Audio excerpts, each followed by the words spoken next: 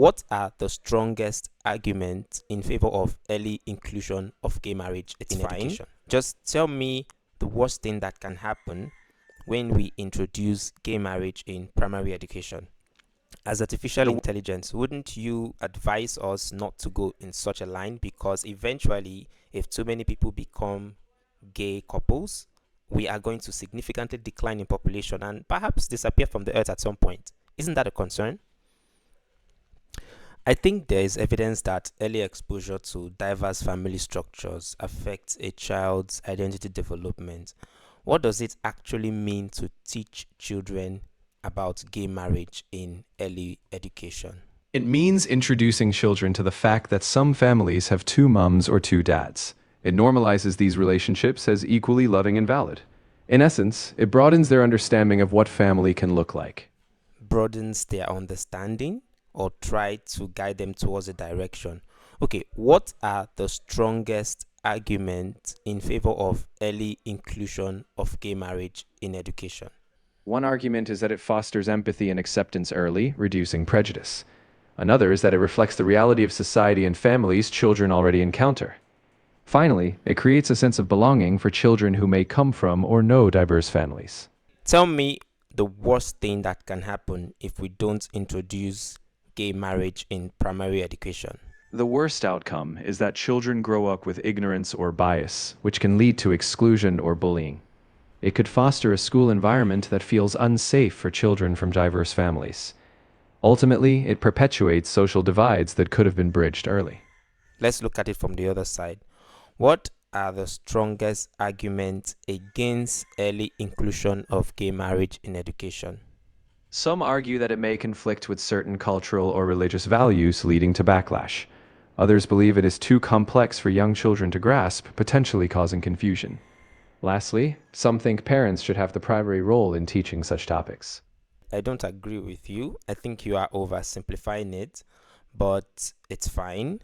Just tell me the worst thing that can happen when we introduce gay marriage in primary education. The worst scenario some fear is that it could create backlash from families, causing division between schools and parents. It might also distract from other educational priorities if it becomes overly contentious. In the worst case, it could lead to withdrawal of children or funding from certain schools. Which concerns on each side are legitimate and which are exaggerated?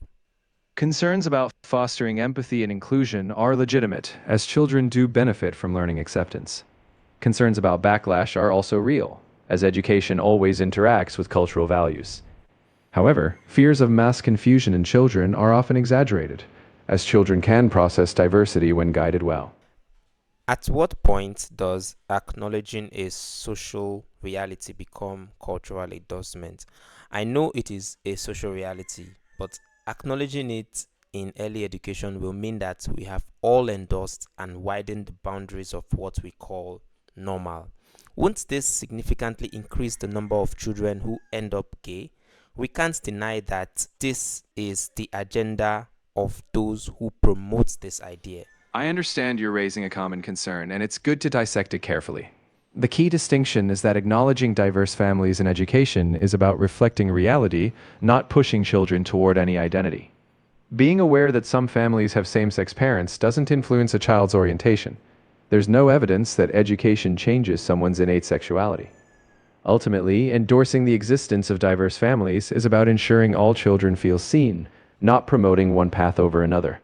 Once again, I think you're really making this thing sound simple, but it's fine. I'm trying to be as fair as I can, right? So look at this now. What might society look like after several generations raised with broad openness about gender and marriage? There is a point where openness becomes instability. If so, where is that line? A society raised with openness might see greater acceptance of diverse identities and more stable inclusion of varied family structures. Instability would only arise if openness was confused with a lack of core values or shared ethics, which isn't a given.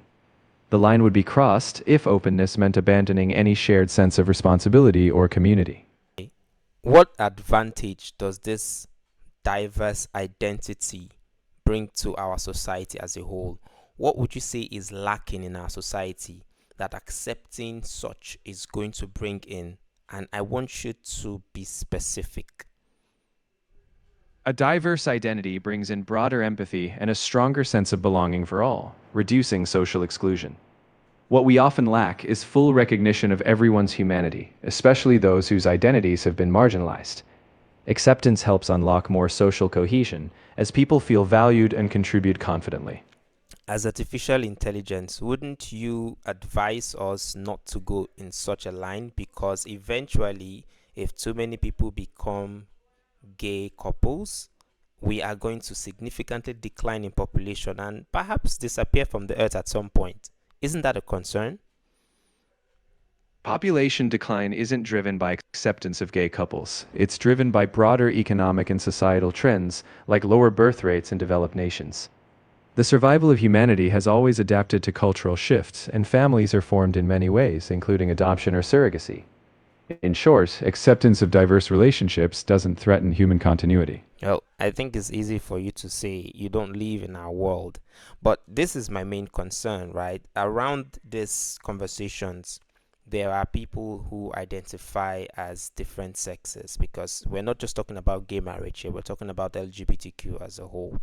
People, okay, men who identify as women going to female bathrooms and making people uncomfortable, people identifying as cats, people identifying as horses, and some of the extreme cases we've heard in recent times. These are some of the reasons why we cannot open the door to such conversations and policies driving such.